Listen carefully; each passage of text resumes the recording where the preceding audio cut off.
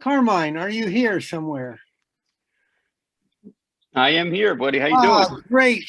Great. I'm really looking forward to this, Carmine.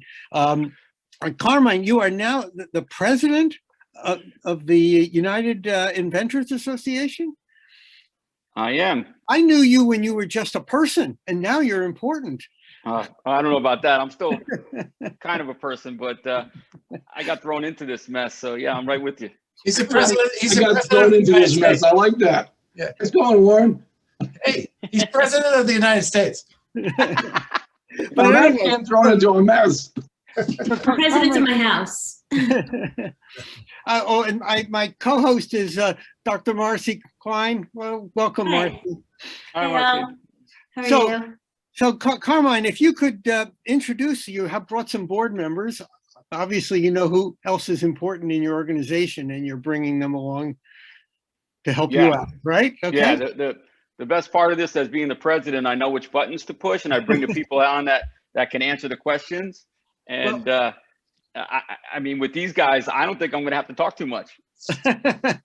I won't say whether that's a good thing or not. I won't make a comment. Okay. So, but Carmine, the floor is yours. Thank you, Jay. We're really, as the United Inventors Association, really excited to be here with you guys.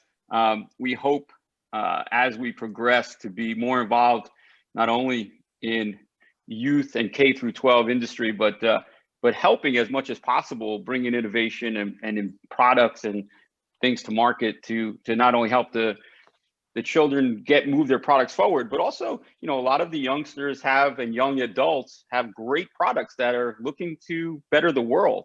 From being on some of the last gifts, I was really inspired by some of the ideas they brought to the world. So just to let you know, I brought our first, one of our first guys is Roy Morjan, which he is the president of Inventors Partners, which is an awesome company because not only can they help people develop, design, bring products to market, but they are leaders in the crowdfunding source. And I could tell you that Roy's knowledge and experience and education to take a product and get the funding needed is second to none with his company and his experience. So it's really important that we brought Roy on, and I sent out for volunteers, and between Warren, Chris, and Roy, he was the first one that jumped in and said he wanted to help. So I thought that was awesome.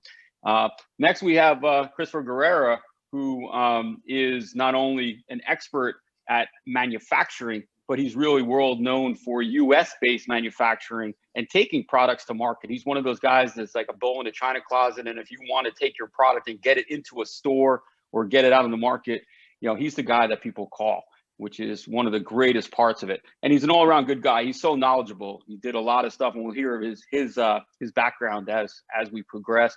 And then last but not least, I have the last and ex-president of the United Inventors Association, and he's kind of responsible, for why I'm here today in this, as I said, mess of this craziness. Warren Tuttle, he is an expert on licensing, which I thought was very important because it's such a huge subject, and he works for some of the top companies in the world, looking and taking products for the open innovation industry. Plus, he's a brand new author. He's got a book that's really outselling all the things out there. He just got a book out there, and he could talk about that. It's called Inventors Confidential, and another awesome person. So between these guys, there it is. Yeah, Inventors Confidential. Now, Warren, we didn't plan. Oh, don't make me cry, you guys. Come on. So yeah, I mean, I don't know how you guys want me to proceed. If you want these, yes, guys, go to it. If you have some questions, either way, however you guys want to run it.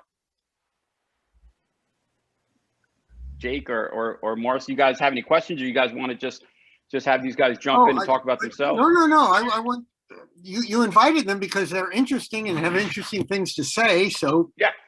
My question is, what is you want to share with us? I was just trying to deflect off of me. That was the main goal of bringing these guys. Well, I can say hello. I'm actually excited to be at this meeting because I'm actually the mom of Kid Inventors. And I've lived with that for the last 4 years. So I'm really interested in what all of you guys have to say. Awesome. From my own lens. That's great. Well, I'm going to start off with Roy, and Roy, maybe tell a little bit about yourself as I, gave a quick thread, and then talk a little bit about what you do and really the nuts and bolts of what people think they know about taking a product to market and the real deal about it. Yeah, appreciate it. Thank you, Carmine, Jake, Marcy. Pleasure to be here with all you and everybody that's live at home enjoying this. This is really exciting. I was the first one to jump at this because, I love teaching, and especially when it comes to the youth, because their product ideas usually have no limitations, and their ideas can be so far out there that it can be amazing to kind of, see what products and ideas that they have. I've got 2 young children that are trying to create their own products these days. So it's really exciting for me to try and cultivate those ideas into physical, actual products that can exist, due to all the other limitations out there. But a little bit more on the background, we've helped now over the last decade bring over 2,100 new products to market using Kickstarter as a market validation test, kind of that litmus test to see whether this product has validation, whether they can sell it in a pre-order capacity and build a community, a tribe of people that are willing to invest and go along for the journey with them in terms of, bringing this physical product to market, manufacturing it, and touching on all of those elements. So, we work with inventors around the world, which is, again, what got me excited about this opportunity to speak to this crowd, because we see inventions kind of pop up geographically based on the needs and the problems that they're trying to solve in their areas or their regions, whatever it may be. So it's really exciting for us. We see hundreds of new products every week, and we sort through them and kind of see, in terms of when we look at products and evaluate them, which I think is an important, facet for any inventor to see, why are you making this? Is there an audience for this? Is it just for yourself, excuse me, or is there potentially a larger market audience that this product could solve that problem for? And then really focusing on those benefits, of the product itself. There's certainly a process that, we can go through, and Warren, has gone through it a lot, as well as Christopher, in terms of those elements. But, what we focus on is really bringing those products to market using Kickstarter to build that first community. We've had, multiple successes, lots of different products and innovations. We're working with a few kids right now on some of their product ideas. So it's really exciting, on there. So happy to, field any questions on that, or pass the baton to Christopher to talk about, what he's doing and working on there. I actually have a question, because we did a Kickstarter campaign actually. Nice. About a little under 3 years ago. We had, it was an interesting experience. First of all, it was way more work than we thought. Yeah. And we had college students helping. So it was like me and 2 high school students and a bunch of college kids helping put it all together. And one thing that we noticed was that we didn't get on like the favorite list or whatever, like the Kickstarter recommended. It was really hard to get people that didn't know about the product. It was almost like we pulled everybody in. Right. It was hard to get organic. We did get some, and those people are actually still like our biggest supporters, but it was really just a handful. What do you do to try to really make it more? Because if you want real product testing, it can't be like your 50 best friends. It has to be like the real people. So how do you use Kickstarter to get it to real eyes that never, saw the product before, so you can get real organic or honest feedback? Yeah, and that honest feedback is kind of that thing, right? It's usually not going to be from your friends and family, because they're going to tell you this is the greatest thing ever, but then they're not even going to actually support you on the Kickstarter campaign, right? Like those more than likely are not your customers.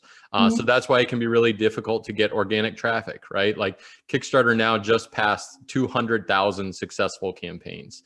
They still only have a universe in terms of backer supporters under 20 million people.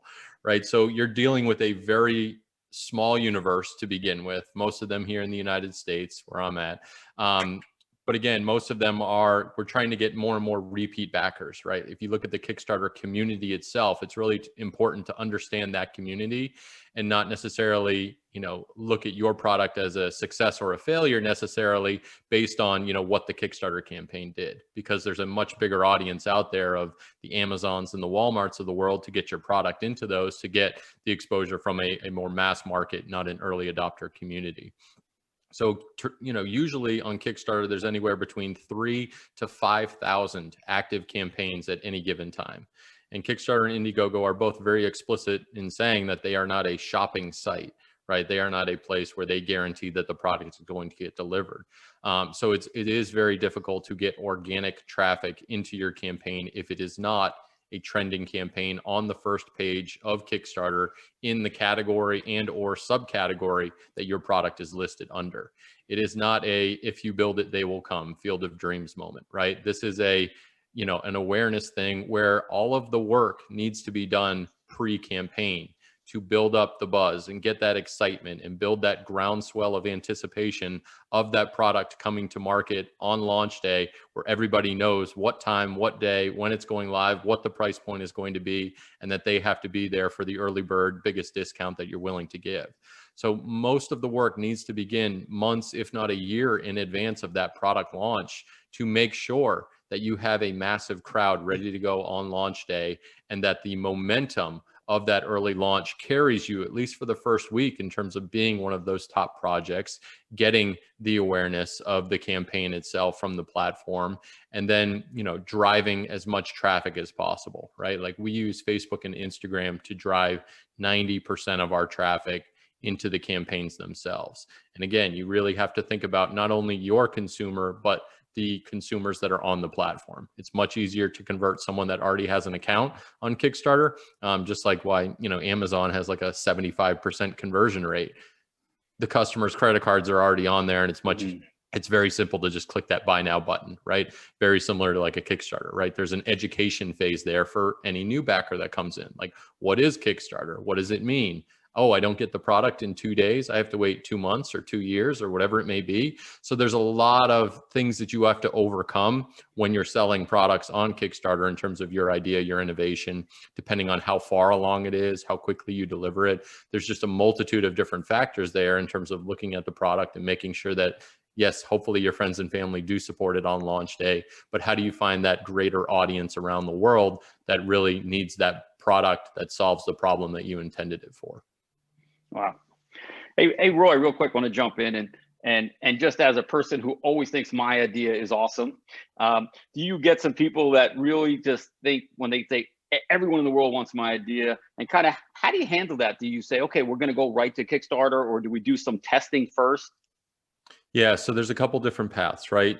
We could take it direct to the Kickstarter. We evaluate each product. We kind of look at all of the different factors in terms of price points, the material of it, the product itself, the innovation. Has it been done before?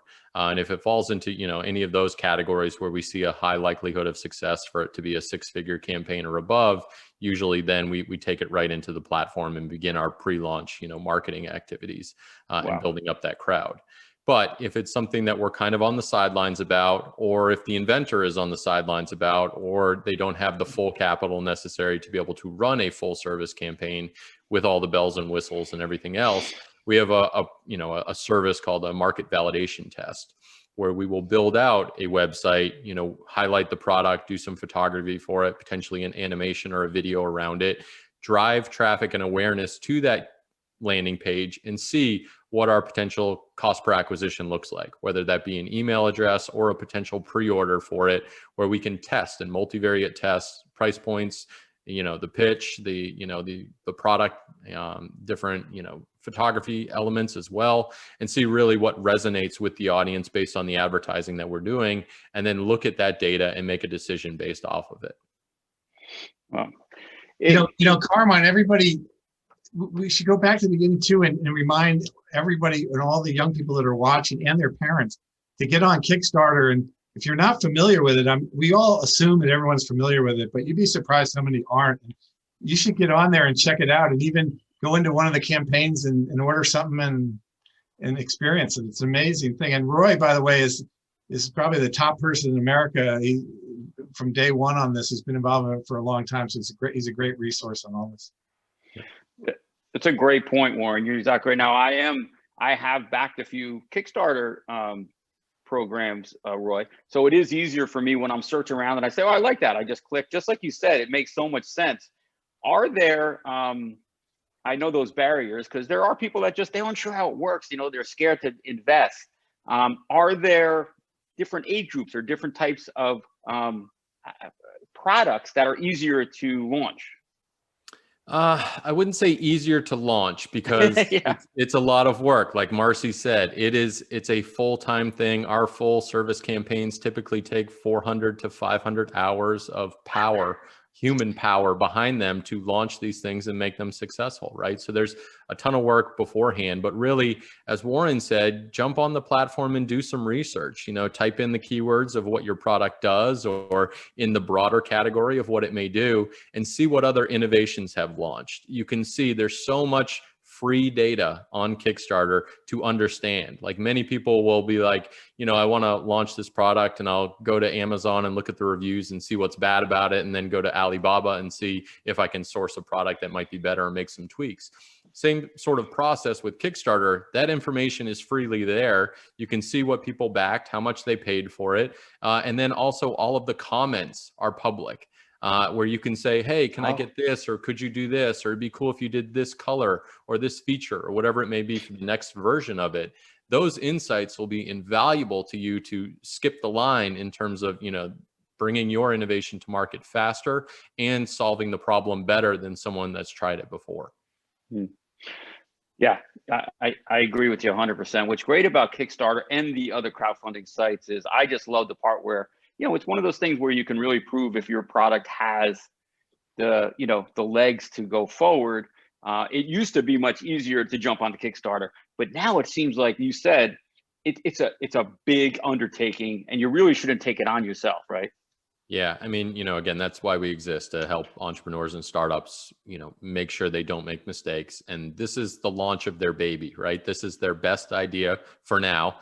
And, you know, it really takes a lot of care and nurturing to make sure that that product gets out there the right way, because you only get one opportunity to launch it publicly on Kickstarter, right? So make sure that you've done all of your homework, all of your research beforehand, and you've got a great crowd already built, ready to go on launch day, so that then you can, you know, continue to grow and build that out and solicit feedback from them. Like, these are going to be your best early adopters and beta testers for your product to learn how to make it better in version 2, 3, 4, or whatever, you know, additional product lines that you can, you know, then build out from there. Wow. I'm going to bring Chris on in a second, Roy, but just because of this is what you do, are there any products that we can tell people about? We could drive them to the campaigns? There's too many right now. I think we actively are marketing over 60 different products on Kickstarter. So if you go to the top 10 projects, I think we're actively marketing 6 of those. So shop out away, of the top 10? You know, go check them out. Yeah, I mean, there's a lot of traction right now. We're doing extremely well with our advertising campaign. So props to the team over at Inventors Partners on all the marketing that we're doing for some of these projects. But there's some really cool ones. For the school kids out there, there's a cool one actually that's doing quite well. We're just under $1 million. It's called DoX. And it's basically an additional laptop screen for your laptop. So it slides out on the side of your laptop. So when you're doing Zoom calls, you could also be working on the side and multitasking potentially. So for all the parents out there, exactly. The 9-year-olds working at Wall Street. Yep. So check out DoX on Kickstarter. That's probably my best. Buying Bitcoin and stuff, you know. All you kids out there trading stocks. Yep. There you go. That's awesome, Roy. Hey, Roy, you know, to have those kind of numbers, that's astounding. I mean, I always tell people you are the experts at it, but that's amazing. I would have to say that 6 out of the top 10, because Kickstarter is no joke to run a successful campaign. Yeah, no, it's all the team. You know, I can't take any credit for that, but we built the process and we've, you know, continued to refine it project after project. So, you know, I'm here to help and answer anyone's questions. You know, reach out on LinkedIn or email or whatever it may be. Anyone on the UIA, you know, that's why we're all here, because we want to give back to the community and make sure that people do this the right way in terms of bringing their innovation to market. That's awesome. We had a couple of questions that came in. you covered them, and I'm hoping that the listeners and viewers that answered. If it didn't, please send the questions back in. And you're much better guy than me, Roy, because I always take all the credit. So you're a good guy. I'm going to bring Christopher Guerrera on now, who again I spoke about earlier. He's a master in manufacturing, but there's so many other things that he does. Not only taking products to retail, but also he's had a couple of his clients go to Shark Tank, I think. And being very successful. So Chris, why don't you come on real quick, tell a little bit about yourself and a little bit about what people don't know about US-based manufacturing. Yeah, well, first of all, thanks for having me. I really appreciate it. My name is Chris Guerrera, and I'm an engineer. So I came up way back. I started something maybe when I'm some of the kids' age out there, 13 years old. I decided that I liked working on projects, and I like designing and drawing and doing things with my hands, and so natural progression was to be an engineer, and from that decision at age 13, it brought me really to where I am today. I've had an opportunity to work for Ford Motor Company. I'm on the largest patent, a 1/8 turn gas cap back in the 90s, which really revolutionized the industry and actually got me positioned at a job at BMW USA in Greenville, South Carolina, where they launched back in the 90s the Z3 and the X5, and some work done with the 3 Series. And really, I want to say that's when my career took off. I was really trained in Lean Six Sigma. It's a long process, and we don't have time to discuss that today, but I can give you the corpse of it. It's removing waste from processes to make them more competitive. Right, and so people think that buying things overseas is the answer. I'm telling you, it's not. I do all of my products in the U.S. and I can show you a couple of examples and why I've been so successful. I've been on Good Morning America 5 times. I actually proposed to my fiance live on Good Morning America. Try that with a 21-year-old sitting next to you. Did she say yes? It's a long story. She did say yes. And then Good Morning America did a follow-up at my house with Robin Roberts, and they'll do a follow-up after July 7th. I decided to get married on my mother's birthday, who passed away a year ago this February. So we're going to honor her by having the wedding on her birthday. I've been on Shark Tank, not once, twice. I did the Good Morning America holiday edition of Shark Tank with one of my products, and I'm going to actually found out just last week, going to air on the grand finale on May 21st. So you want to tune that in. May 21st at 8 p.m. Pretty exciting stuff. You're not allowed to tell anybody about that, I thought. I can't now. Now I can. Now I can start promoting it. But you know how it works, right? Shark Tank actually owns the rights to me. I mean, for the next year, they basically will tell you what you can say, which I can say that. They want me to start promoting it with all the local ABC stations. And I've got a couple of press PR people assigned to me. I can't talk about specifics. I can't talk about product and all the things that happen on the show. You're going to have to tune in on May 21st at 8 p.m. All right, I'll take the Ranger game. That's all right. So Chris, you're not sitting on a big pile of money while you're talking to us, what you're saying. Yeah, no, it doesn't work like that. A lot of work is involved with all of these processes. I think that might be a little bit of a misconception, right? Everyone who's on Shark Tank makes millions. That's when the work starts, honestly. So I think the first time on Good Morning America, when I pitched one of my products, which happened to be, a Made in America product, all I do, it got quite a bit of attention, and the sales volume blew up. Not only that product, but at the time I was a CEO of a company in Syracuse. All of the other product lines also blew up because of all the people that were able to see it. Me and Carmine also host a Made in America show, a weekly podcast.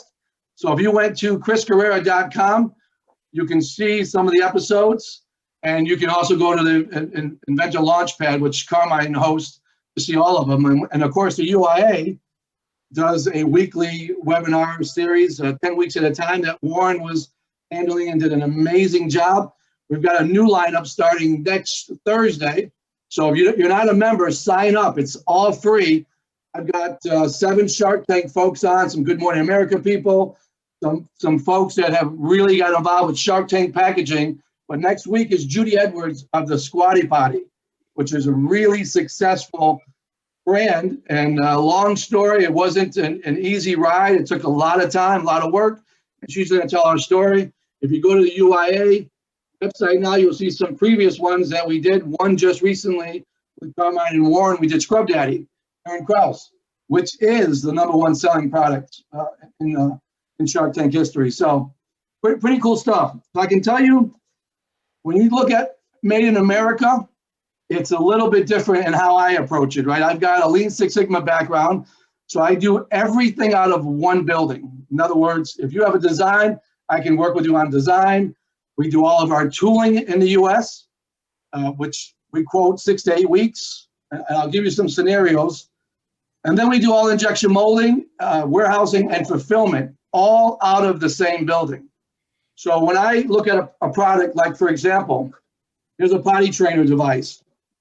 Basically, you just happen to have that handy. Yeah, I did.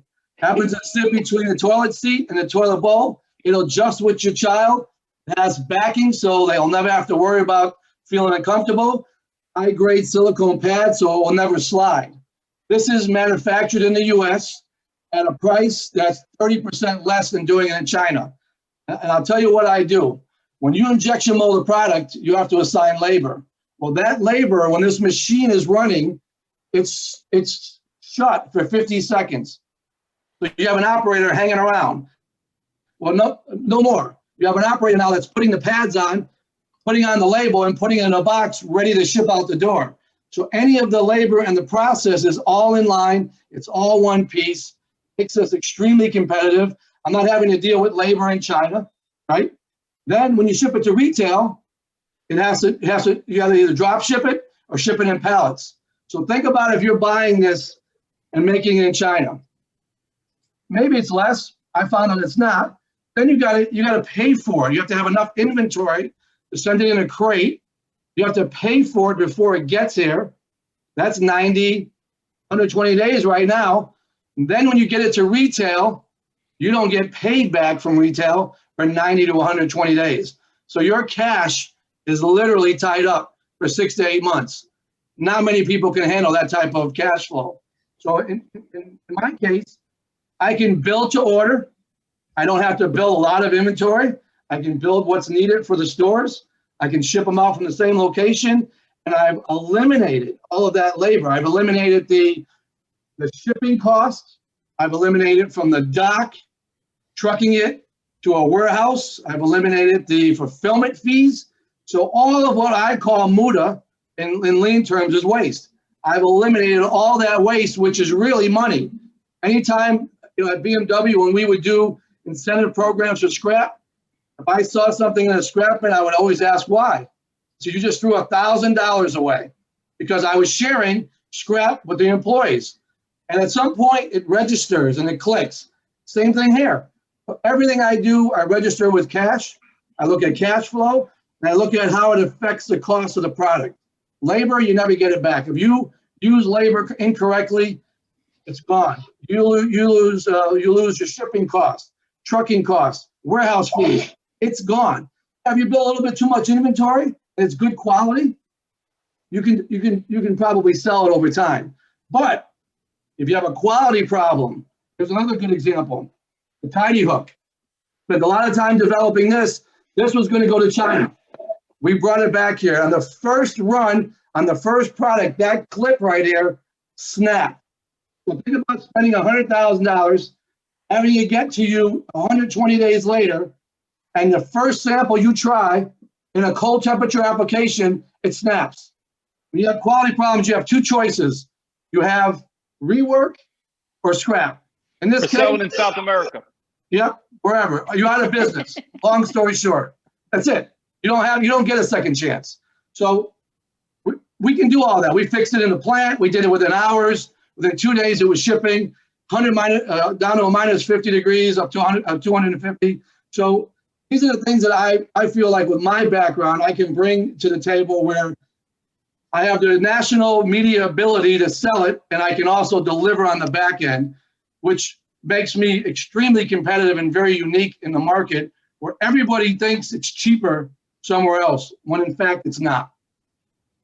Yeah, no doubt. I don't know if any other panelists have a question. I have a couple for Chris, but if anybody else can just jump in, Marcy. Yeah, I was just going to say the other thing that I think is a huge benefit is just the waste of like gas or oil, like shipping things around the world. Like when we were looking into manufacturing, like we make something with cardboard. I'm like, I can't imagine getting tons of cardboard from China and shipping it across. Like there's cardboard in this country. So just the whole sustainability component of it is huge, not having to ship raw material to one country and get it all put together and then put it together and then ship it to another country to pack it and then ship it to another country to distribute. It makes sense what you're saying from a sustainability perspective too, I think. Yeah, Marcia, you find like even on the Tiny Hook, right? Our first packaging, we wanted to get it to the market was the size of the unit, 21 inches. We said it's just too much. It was good to get it out, got it on Amazon, to get it into retail, too much space. They base their decisions on sales revenue, right, per square inch. So we cut it in half. Then we have this nice display. We have pictures now. We make it really easy to see 5 feet away as you're walking by. It brings somebody over. You get that 5-second rule. And we made our changes. And to do these things somewhere else, there's time variations, there's cost, and then you gotta try to translate. This is hard enough doing in the US. You gotta translate what you're trying to show them and tell them. But my general rule in my plant in New Hampshire, you have to be within 30 miles of the plant to do business with me. That's a BMW rule. BMW in Greenville, you come down here, this plant now, at one point was doing 200 cars a day. They're the largest exporter in the world. They have over 12,000 employees. When I set the plant up and help run it back in the 90s, they had 2,000 employees. So it's boomed. And their philosophy has always been, if you want to be in the US working with us, you have to be in the US. You have to have a plant next to us. And I use that same logic. And with everything I do, I find for me, it's easier. It's quicker to have any type of movement or changes. And it just reduces and eliminates all of that additional cost that you can never get back. And it keeps us extremely competitive. When we got this in Walmart, the Super Potty Trainer, I had 2 weeks. I was at a buyer's meeting. He said, there's a small window. Can you do it in 2 weeks? Everyone said I was crazy.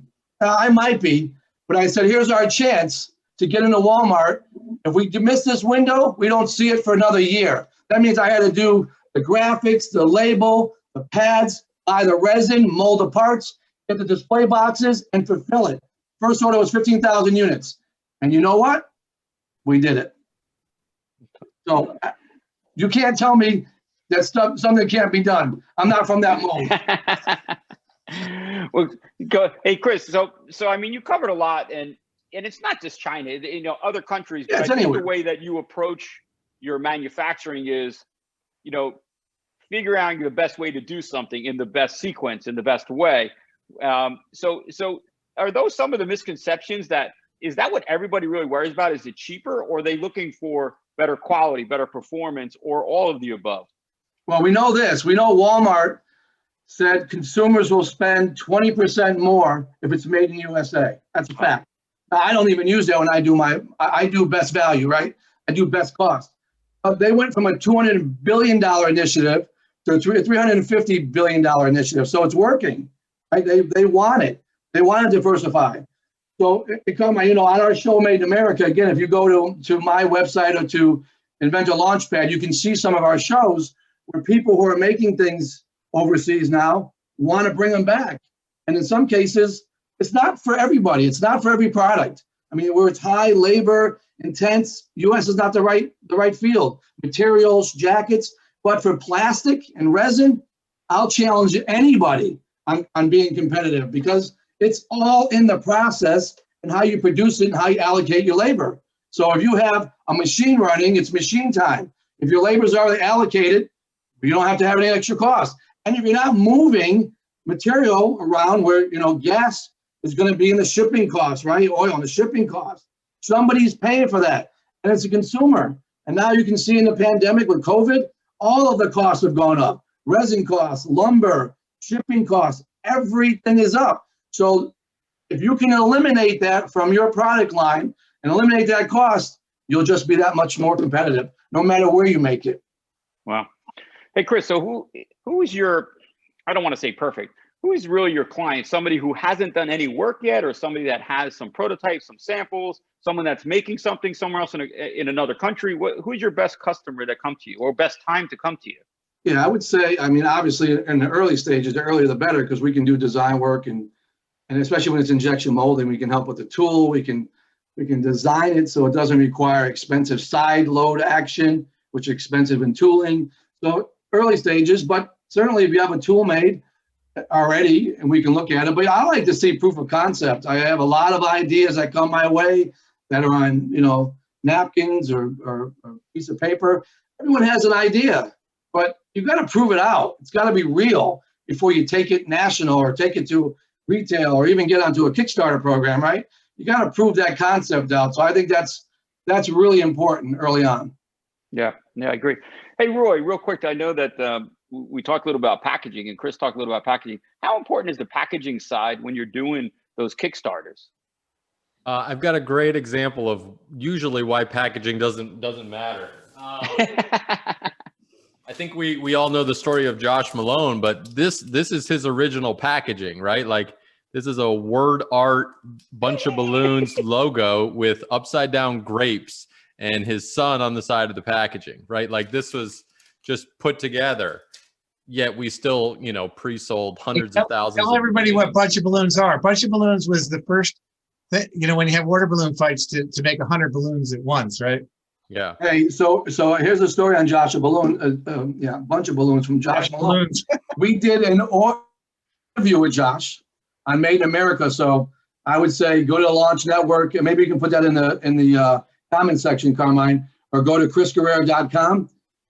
We did a great interview. I just posted it on LinkedIn. It was late this week. It's such a sensitive subject about what he did. He launched it. It had a probably, I don't know, maybe Roy will tell you, one of the most successful Kickstarter programs ever, and it got ripped off. He spent 5 years in a court case, and we talk about all that. Well, my LinkedIn page is absolutely blowing up on this one post and this one interview I did with Josh, more than me with Robin Roberts on Good Morning America. That's how sensitive and how important that subject is to the inventor community. It is. It's such a great story, though. It's such a great story since today's show, by the way, could be given to adults just as easily as children, but for children to be able to relate to Bunch of Balloons, because it's really a toy. It's the best-selling summer toy of all time. So. I'm so happy that was not around when my kids were little. I mean, it was bad enough to get pummeled with one balloon when you're cleaning. Well, not only do you get pummeled with balloons, that had to be the kid that invented that, right? Yeah, but what happens is all the balloon shreds, end up in your lawn too. So Funny enough, Warren, that was actually a little off topic, but I'm also a pediatrician, and the one big scare I had in a kid's ear, I look in there, the kid said, my ear hurts, and it was like bright red. I was like, that doesn't look like blood. Like, what is that? It was someone threw a balloon at his head, and a little piece of the red balloon got in his ear. That was probably something but the first thought was like, oh my God, it's gushing. Yeah, that was actually feedback from the crowdfunding campaign that, hey, make sure that this product is biodegradable because there's so many little pieces in the yard. And also, if you see this one, it was in lime green, which blends in to most yards, and people are like new colors. So we launched, to the crowd. We said, hey, let's survey the crowd and see what colors they wanted. And red, white, and blue for 4th of July was like the winner. So then that was the next, color option that came out with the campaign. But, again, another great innovation, very simple. But, working with Josh on that, packaging didn't matter. The product won because you got it and you understood it immediately, and the price point made sense. Yeah. I'm going to put the link in the notes section so everybody can have access to it right now. Excellent. Well, Chris, thank you so much. And again, any of you innovators out there, any questions you have on the process of manufacturing, or where to go, or where to even to make your product, go ahead and get in touch with Chris, chrisguerrero.com. I'm going to bring on Warren Tuttle now, who you know, there's a lot to say about Warren. Warren has had some really heavy duty products that have hit the market. He's sold some big products he can talk about, and some failures like all of us, some products that didn't sell so well. He's an author. He's the ex-UIA president. He's still a board member, and he's very, very active in the inventor community, which is what I love about what Warren does. He really, really is looking to keep the inventors' well-being, their security, what they're doing, and where they're spending their money at a very risky area. So Warren, Mr. Warren Tuttle, why don't you come on and tell us a little bit about what you got going on? Hey, thanks, Carmine and Jake and Marcy. And you know, I'm just, you know, we don't do too many UIA events together where we have board meetings, but where we all speak together. And I'm sitting back listening to Roy and Chris, and I realize we have an amazing board of directors. We have 15 board of directors, and unlike any inventor organization in America, everybody's at the top of their game. These two guys are like the best in the country at what they do. We have a federal court judge who just retired. It's Judge Susan Braden, one step for the Supreme Court. We have Jim Patterson, who's presented before the Supreme Court cases. We have Scott Hine, the #1 on-air person on QVC, sells more merchandise on QVC than America. And so it's just a great combination. So Carmen, we got to do more of this where we get together as a group and talk about it, because it's a really impressive. I don't think people realize how impressive this group is. And sometimes we take each other for granted because we have these high-level discussions. But anyway, it's great to be here. And it's really great to be addressing younger people. And I'll try to gear my remarks towards the young folks because like everyone else, I've had kids, but now they're all grown. And I grew up as one of 4 boys, active boys, running around driving my mother completely crazy and getting not just fake balloons, but real cuts. And then I ended up having 3 girls. It was a shock every time.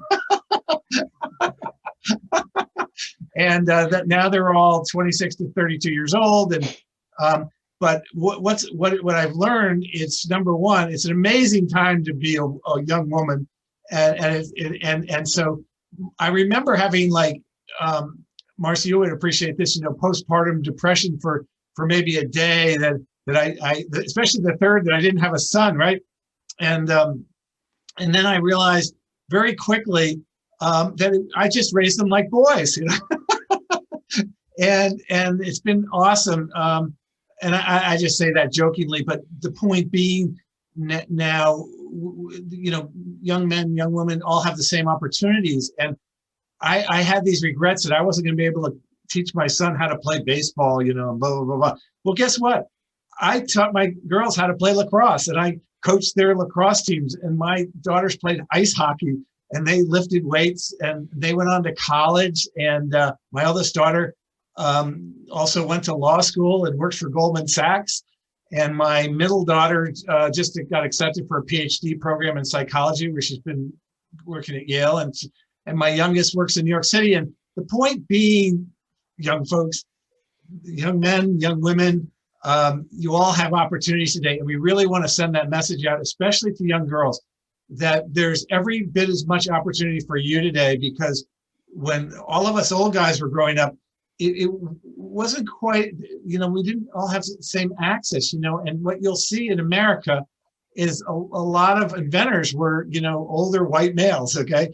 And I maybe this is a little bit over the heads, but I just want everybody to be very encouraged today that it's becoming so much more open. And I serve on a commission called the National Commission for the Empowerment of American Innovation. It's a Department of Commerce initiative. And the whole idea is to make sure that everybody has equal access. That goes for women, that goes for minorities, it goes for military folks, rural folks, that young children have access to STEM training. And it used to be, you know, I know this is hard to believe for the young kids today, but when your mom and dads were young, you know, girls were sometimes not allowed in or turned away from STEM training and engineering, you know, like engineering is for guys, you know. I grew up, my mom graduated from high school at 15 years old. She was the valedictorian of her class. She wasn't allowed to go to college, okay? So the whole world is different now. You need to take advantage of that, and everybody has a shot now. And if you want to be an engineer and you're good at math, it doesn't matter who you are, you can pursue that. We want to give encouragement to everybody. And I will point out one other thing about my children who did play sports. My middle daughter also was in a program called Odyssey of the Mind. And I don't know how familiar you are with that, but it's an unbelievable program. And so I had been used to coaching kids play sports. And I was encouraged by my middle daughter, who didn't have as much interest in sports, to be her coach in Odyssey of the Mind. So in 4th, 5th, and 6th grade, I did that. And boy, was that an eye-opening experience for me. I put in just as much time coaching that, if not more, for the young kids. And my daughter's group of 7 kids, because they had clusters of 7, was unbelievable. Okay, unbelievable. My daughter went to Columbia.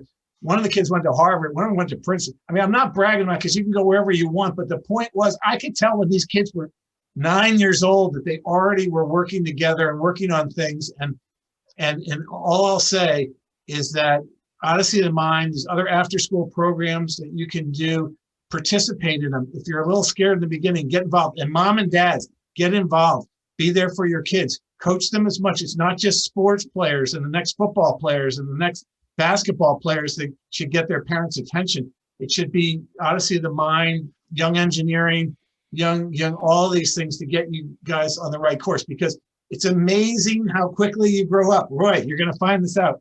It's going to be like this. And the next thing you know, your kid is in a PhD program telling you, how you should what you do to get ready for retirement. So it's all wonderful. Listen, we have a bunch of children's programs that are wonderful. Obviously, Carmine, what you're doing and what you've done all along in these programs. I will point out one unbelievable event called the Chicago Toy and Game Fair, Chi-Tag. It's in December in Chicago. I've been out many, many times with Mary Cousins as a judge there, especially young people who are interested in toys, games, that type of thing. It's an amazing competition. There's not enough time to describe it in full now, but if you have an interest in that area, get involved and sign up, go participate. A lot of the kids in there are from the Chicago area, but they do allow folks to come in from outside the area as well. One thing I found with children is could have incredible creativity on thinking of things. But typically, mom and dads, the creativity is more focused on the things that they're familiar with. Okay, let's face it. My youngest daughter went to Columbia. She got 580 on her English SATs when she was 11. Okay, so by the way, I didn't get that when I was in high school. The point being, she didn't even know what the test looked like, and she took it and she still did well.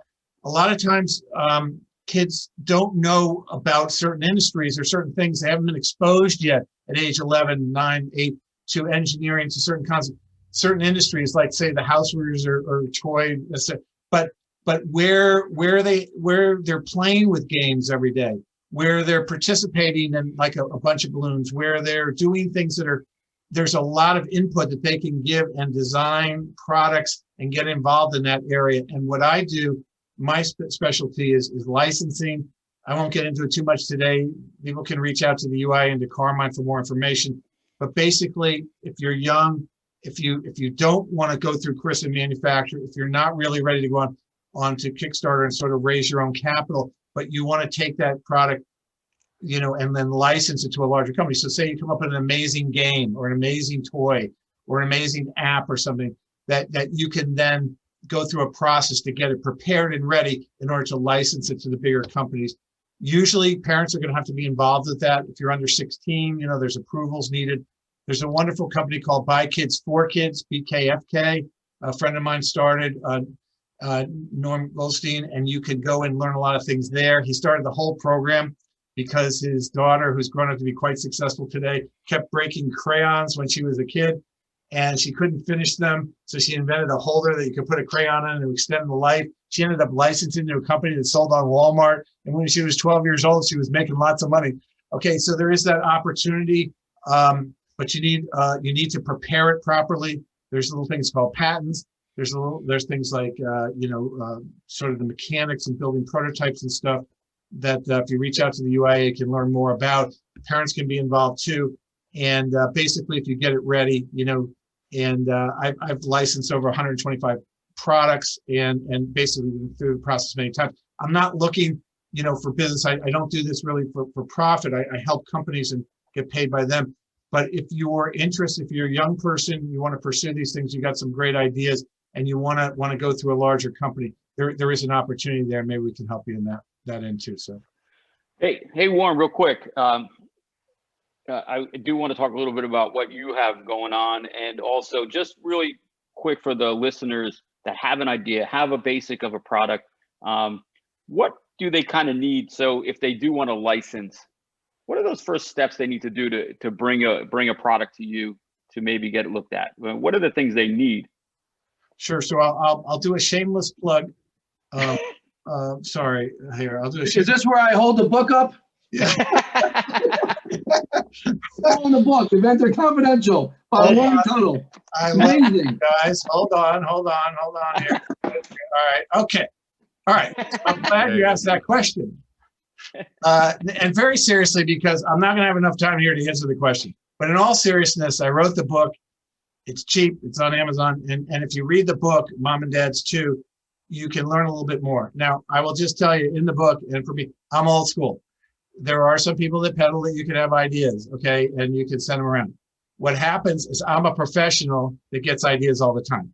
First of all, be very, very careful of sharing your ideas, okay?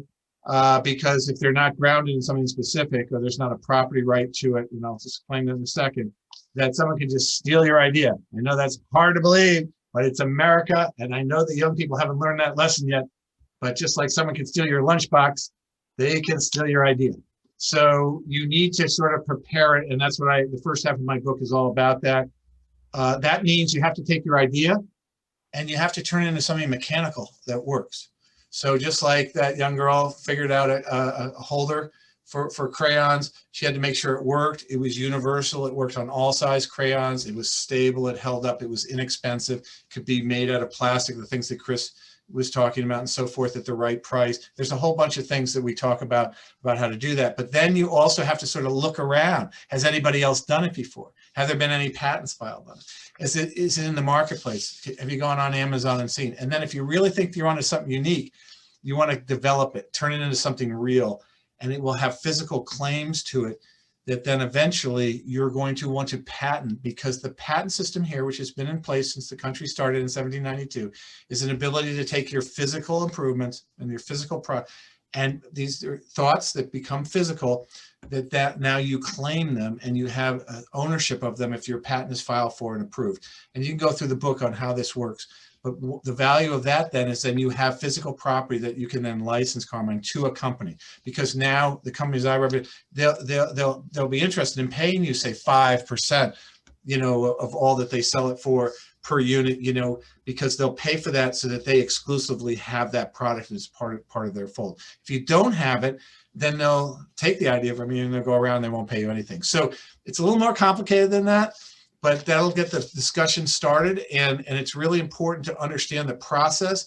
And a lot of times young people want to develop things. They're very excited. They share ideas. Of course, there's maker spaces too. My young daughter, who is in Odyssey of the Mind, now is a member of the New Haven, Connecticut maker space and so forth. And that's where they go next. But even makers don't always protect their products and their ideas, and so it's stolen. So be careful of people you listen to. There's a lot of people in the inventor world that will take your money, bing, bang, boom, and they will sort of give you advice. But at the end of the day, you want to do these things properly, old school, protect yourself so you have some value so that if you take it to a company.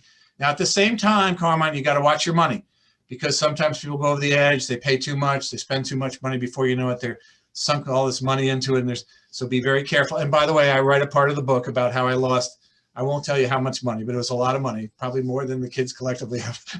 And I will just say that it's a tough one too. So there's a certain cadence to it, but you need to do it right and need to learn about it. So you can read about it a little bit in Inventor Confidential. And if you have questions, reach out through the website to me, and I'm happy. I will always get back to you guys. I'm not here to charge anybody anything. At my age, I'm just trying to give back. So we want to help you. Awesome. Warren, real quick, can you explain, I know you run open innovation programs for some of the top companies looking for products. What do you mean by open innovation, and do all companies do that? Okay, so open innovation is the art and science of companies looking outside their four walls for new ideas.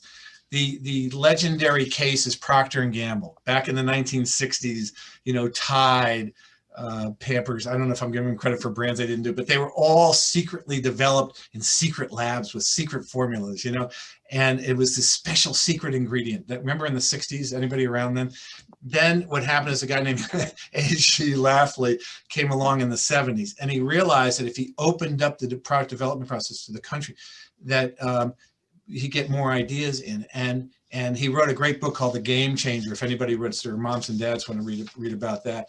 And suddenly they started really the open innovation concept. It was actually a term coined by a Berkeley professor, business school professor, but he put it into action. And today, big companies like Lever Brothers and Procter & Gamble, they have open innovation departments with hundreds of people in it. And what they do is they take and screen products from the outside, and then they do licensing deals. And my understanding today, at least recently, was that Procter & Gamble, now half the products that they sell today, consumer products, come from outside the company. So the theory was not all great ideas come from inside the cubicles, with people strapped to the engine room and building. Reach out. And so that's why I took that same concept, and I've run 3 open innovation programs, one with Lifetime Brands, the largest non-electric housewares company in the world, a $1 billion company with 40,000 products and a couple thousand employees. I work with them every day. I get thousands of submissions a year. I've done it for years for Tektronix Industries, the Power Tool Group, Ryobi and Ritchie Power Tools, all those Home Depot tools that you see.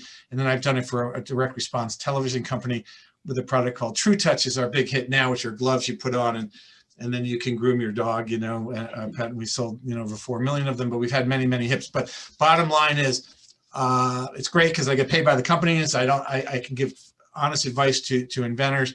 And bottom line, though, is we're trying to hook up people in America, around the world for that matter, old, young, all sizes, shapes.